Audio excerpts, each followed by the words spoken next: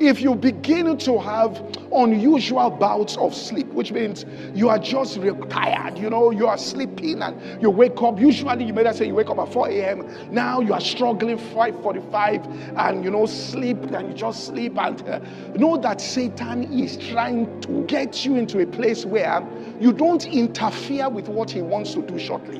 Now, quickly, if we go to 2 Samuel chapter 11, verse 1 to verse 2, this is David.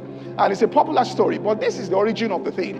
And it came to pass after the year was expired, at the time when kings go forth to battle.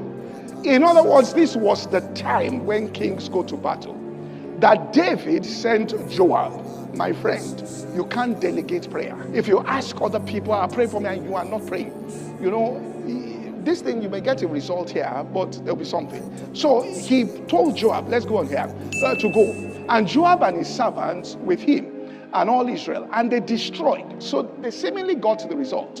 Destroyed the children of Ammon and besieged Rabbah, but David tarried still in Jerusalem. And what was David doing? He was sleeping. Look at the next verse. And it came to pass at an evening tide that David arose from where? The bed. That's where the problem started. And he walked upon the roof of the king's house. From the roof, he saw a woman washing herself, beautiful to look upon. And this was a man that, had given up on spiritual battle and, quote and unquote, controlling your mind and the warfare there, that bringing every thought into captivity, so to speak.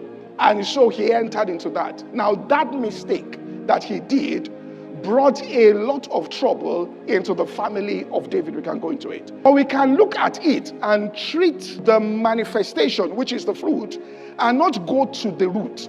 And be talking to David about the fact that, he should have overcome, all right, the lust and all of that. But the real root of it was that David was absent from the battlefield. And so Jesus said, watch and pray there, lest you fall into temptation.